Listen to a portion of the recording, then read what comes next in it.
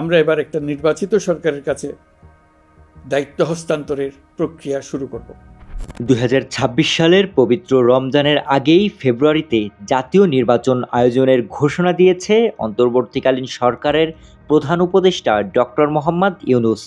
5 August মঙ্গলবার রাত 8টা 20 মিনিটে জাতির উদ্দেশ্যে দেওয়া ভাষণে তিনি একথা জানান। অন্তর্বর্তী সরকারের পক্ষ থেকে আমি প্রধান নির্বাচন কমিশনারের কাছে চিঠি পাঠাব, যেন নির্বাচন কমিশন আগামী রমজানের আগে 2026 সালের ফেব্রুয়ারি মাসে জাতীয় নির্বাচন অনুষ্ঠানের আয়োজন করেন। এর আগে নির্বাচন নাকি সংস্কার আগে এ নিয়ে দেশের প্রধান রাজনৈতিক দলগুলোর মধ্যে চলছিল মতবিরোধ। কয়েকটি রাজনৈতিক দল সরকারের কাছে নির্বাচনের নির্দিষ্ট সময়সীমা প্রকাশের অনুরোধ জানিয়ে আসছিল। তবে সরকার প্রধানের এমন ঘোষণার মাধ্যমে দলগুলোর মধ্যে এখন স্বস্তি এসেছে।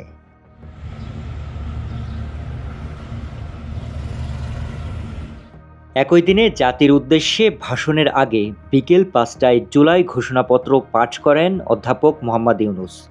আল্লাহর রহমত নিয়ে আমি এই ঘোষণাপত্র পাঠ করব। জাতীয় সংসদের দক্ষিণ প্লাজায় আয়োজিত এক গণসমাবেশে ছাত্র জনতার গণ অভ্যুত্থানের পক্ষে থাকা সব পক্ষের উপস্থিতিতে এ ঘোষণাপত্র জাতির সামনে উপস্থাপন করা হয়।